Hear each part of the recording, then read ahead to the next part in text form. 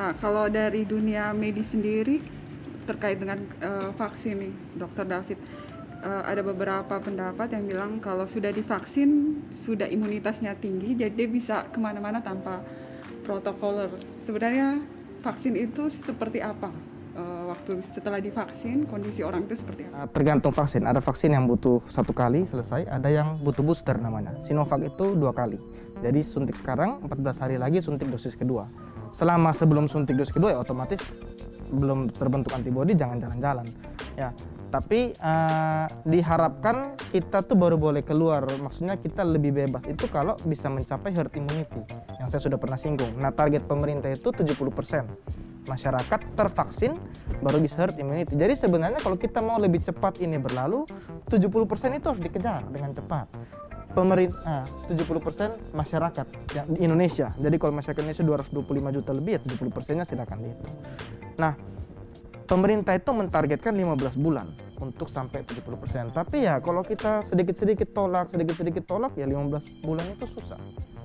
Kalau herd immunity tidak terbentuk, ya kita akan begini terus. Nah, mau sampai kapan kita mau bertahan? Kan sudah pada kangen nih mau jalan-jalan mau kemana, tapi kok begitu ada solusi, semuanya tidak mau. Jadi untuk sementara sebelum herd immunity terbentuk, kita masih protokol tetap jalan. Vaksin tidak menggantikan protokol kesehatan yang 5M itu, memakai masker, cuci tangan, terus menjauhi kerumunan dan lain-lain itu tetap dijalankan meskipun vaksin sudah ada. Jadi nanti ada lagi yang tanya, kalau kita jalankan 5M saja ngapain vaksin? Nah itu, karena mereka tidak memahami bahwa vaksin bukan pengganti 5M. Dan 5M itu, protokol kesehatan itu juga tidak menggantikan vaksin. Dua-duanya berjalan bersamaan, baru kita bisa menghadapi pandemi ini. Begitu. Jadi setelah divaksin itu sebenarnya bagaimana, Dok? Vaksin itu kan dia membentuk imunitas kita, seperti polisi dalam tubuh kita. Begitu musuh datang, dia sudah tahu, oh ini sudah pernah kenal, saya sudah tahu cara lawannya bagaimana, kelemahannya di mana. Apakah masih bisa tertular? Bisa, tapi kalaupun tertular, pertama penularannya kecil kemungkinan. Kedua, kalaupun tertular dia ringan. Dia tidak akan seberat orang yang baru kena pertama, karena tentaranya sudah siap. Sehingga antibodi itu membantu kita untuk satu, tidak menjadi sakit, apalagi sampai sakit parah, tidak. Yang kedua, kita bisa tidak menjadi agen penular. Nah, persoalan masalah vaksin ini antibodinya terbentuk berapa lama itu memang masih diteliti karena kan baru pandeminya baru 1 tahun ya. Ada yang bilang 8 bulan, ada yang bilang bisa lebih, itu nanti persoalan belakang. Yang pasti penelitian sekarang sampai 8 bulan antibodi itu masih ada. Jadi nanti kalau setelah 8 bulan tiba-tiba harus ada vaksin kedua tidak apa-apa. Influenza itu di luar negeri divaksin. Kalau Indonesia kita kayu batu semua, jadi jalan influenza tidak peduli ya, tiap hari flu terus. Tapi di luar negeri itu divaksin dan vaksinnya tiap tahun ganti karena influenzanya beda-beda virusnya. Jadi tahun ini sudah vaksin, tahun depan vaksin lagi. Nah, apakah corona itu COVID ini seperti influenza yang nanti 8 bulan harus ganti, kita belum tahu. Tapi yang pasti sekarang sudah ada di depan, yang sudah aman ini pakai dulu. Nanti setelah 8 bulan kita teliti lagi apakah ternyata antibodinya masih ada, berarti masih bertahan. Kalau antibodinya turun mungkin butuh booster lagi begitu. Nah, jadi begitulah. Kalau dengan orang yang pernah terkena COVID terus dia sudah sembuh itu perlu divaksin juga. Nah, orang yang sudah terkena COVID kemarin sih diteliti antibodi dari vaksin lebih tinggi kadarnya dari orang yang terkena secara alami. Nah, tapi itu belum tentu juga berarti bahwa dia lebih aman. Tapi disarankan sebenarnya orang yang sudah kena pun tetap divaksin. Karena kita tidak tahu orang yang sudah kena ini antibodinya bisa berapa lama. Cuma persoalannya adalah sekarang vaksin terbatas. Makanya yang sudah kena sekarang belum divaksin. Diutamakan dulu yang orang-orang yang usia 18 sampai 59 yang sekarang kayak dokter yang di garis depan. Karena memang vaksinnya belum ada. Tapi kalau nanti vaksinnya sudah cukup, yang sudah pernah kena pun akan disarankan untuk divaksin juga. Begitu. Karena belum tahu antibodinya bisa sampai berapa lama. Oke, jadi bagi yang sudah terkena pun disarankan untuk tetap divaksin. Kalau dari Pak Pendeta sendiri ada tambahan terkait COVID? Beberapa orang bertanya kepada saya, Pak Pendeta, kalau misalnya seandainya benar bahwa seperti yang dibicarakan banyak orang bahwa COVID itu ada antikris itu di vaksin itu ada gen antikris dan macam-macam, ya ada chipnya, chip antikris.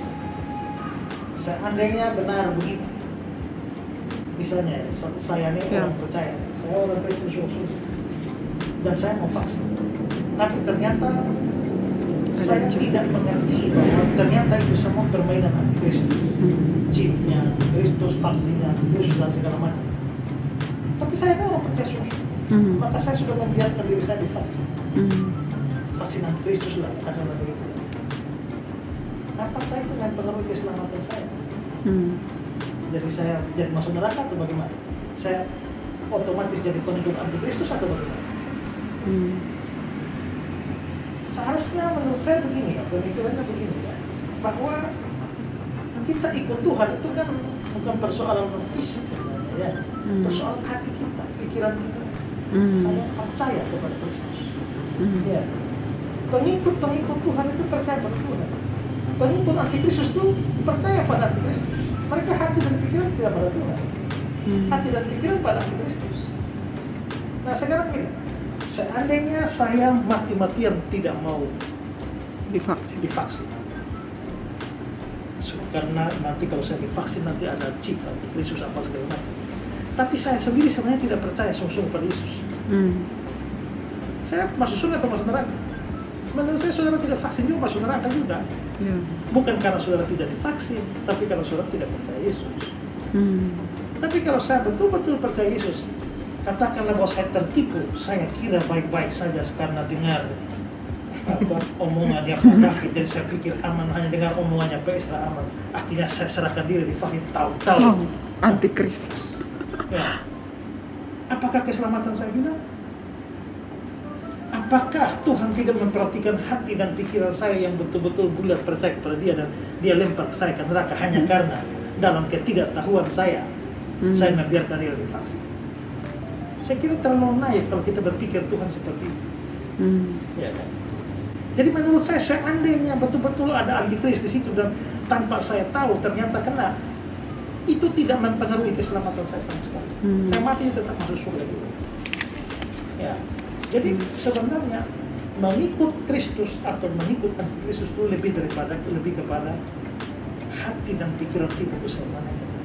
Ingat bahwa Tuhan tidak melihat apa yang dalam manusia kan, tapi Dia melihat hati. Jadi saya sih tidak percaya ini semua dikait-kaitkan dengan antikristus, tapi seandainya benar pun, ya, bagi saya itu nggak ada pengaruh apapun terhadap keselamatan kita. Justru faktanya membuat kita akhirnya jadi karier atau menjadi batu sandungan gitu ya, kalau tidak divaksin gitu. Ya, terima kasih Pak Esra untuk bincang-bincangnya. Ada banyak teori-teori konspirasi ya soal vaksin Sinovac ini atau vaksin-vaksin yang lain. Ada yang bilang ini permainan elit global. Ya. Terserah lah. Tapi maksudnya begini, mau elit global mau ada bermain sini, faktanya kamu akui tidak bahwa COVID itu ada. Ya. Ini misalnya gini, saya pernah dengar analogi yang orang bikin. Itu tuh sama seperti tukang tambal ban. Dia yang taruh paku di situ supaya orang bocor bannya. Begitu bocor bannya, solusi terdekat adalah dia. Ya kan? Jadi dia lah penyebab persoalan supaya orang datang tambah. Ya kan? Nah, katanya ini corona ini diciptakan oleh elit global, ya supaya setelah itu mereka kasih solusi dengan vaksin dan bisnis. Ya. Sekarang begini, masalahnya kamu akui tidak bahwa corona mau elit global mau cari untung ada tidak? Kalau kamu mengakui ada, lalu satu-satunya solusi itu adalah vaksin ini. Sekarang kamu tahu bahwa ini ama satu ini yang terpaku, tapi sekarang baru sudah bocor. Tapi tidak ada solusi lain selain pergi ke dia. Ya sudah terserah dia mau untung dan dia dosa dari yang Tuhan enggak. Dia mau untung, yang penting saya punya persoalan ini terselesaikan. Begitu. Jadi terserahlah saudara mau percaya teori konspirasi terserah. Tapi kalau sepanjang kamu juga akui bahwa corona ini ada, maka marilah berupaya bersama-sama. Semua protokol kesehatan diusahakan, semua upaya untuk bisa sehat diupayakan supaya ini dalam kita hidup yang lebih baik. Biarlah mereka yang bikin teori konspirasi seperti itu tanggung jawab mereka yang Tuhan. Mungkin penutup dari saya Kak Boni. Jadi lucu ya, sebenarnya saya sebagai dokter Kristen itu agak sedih juga karena banyak sih persoalan-persoalan medis itu dan juga agama itu dibentokkan begitu. Seakan-akan kayak misalnya sekarang tidak mau divaksin kan medis, vaksin itu kan medis karena alasannya antikris. Jadi seakan-akan tidak bisa nih orang beriman tidak mau lagi pakai obat. Jadi banyak sekali kasus-kasus di mana di rumah sakit pun sebenarnya tanpa COVID pun banyak yang seperti itu. Mereka tuh seakan-akan membentrok kalau orang beriman tidak pakai obat, orang berobat berarti bukti bahwa dia tidak beriman. Nah itu yang saya rasa keliru, karena kalau kita belajar Tuhan Yesus datang ke bumi memang tujuan utamanya memberitakan Injil, tapi Tuhan Yesus juga menyembuhkan. Kenapa dulu Tuhan Yesus menyembuhkan dengan cara-cara yang ajaib? Mungkin karena waktu itu untuk kusta misalnya belum ada obat kusta seperti sekarang. Dan menurut saya sih kalau sekarang Tuhan Yesus ada di bumi dan kita berdoa minta tolong, Tuhan Yesus tidak akan dengan ajaib menyembuhkan lalu dia datang semua hilang COVID. Tidak.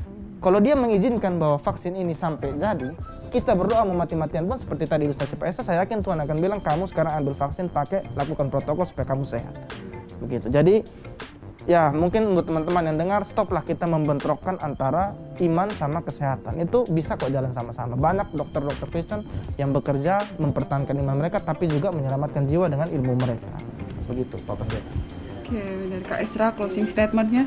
Ini surat Yakobus dibilang ya, kalau ada yang sakit undang penatua berdoa, bawa minyak oles. Banyak orang langsung mengharfiahkan pokoknya bikin bawa minyak segala macam. Minyak Mereka apa? juga memahami bahwa pada zaman itu minyak itu obat. Tinggal coba bisa apa, orang Samaria yang murah hati itu kan dia datang bawa tuang minyak itu obat.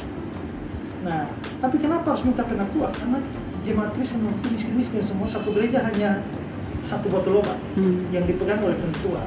Jadi kalau ada yang sakit panggil penatua berdoa lalu bawa minyak itu, ya obat itu. Jadi artinya berdoa tapi juga berobat itu. Nah sekarang kan kita tidak perlu minyak. Ya kalau mau panggil penatua berdoa ya silakan, tapi tidak usah bawa penatua bawa minyak kan. Kan tinggal pesan dari Grab saja obat datang atau halo dokter kan jadi kan ya. Artinya adalah bahwa kita doa ya, tapi upayakan kesehatan dengan menggunakan bantuan-bantuan medis itu juga bukan sesuatu yang melanggar iman kita. Jadi dokter tak harus dibentrokkan dengan Tuhan, medis tak harus dibentrokkan dengan teologi, tapi biarlah kita melihat bahwa Tuhan dapat menolong kita melalui semua produk medis yang ada. Oke, terima kasih untuk Dr. David dan Pendeta Esra untuk penjelasannya. Demikian bincang-bincang kita malam ini tentang pro dan kontra vaksin Sinovac di Indonesia. Saudara, biarlah ini menjadi perbincangan yang memberkati saudara yang menyimak acara ini. Sampai jumpa.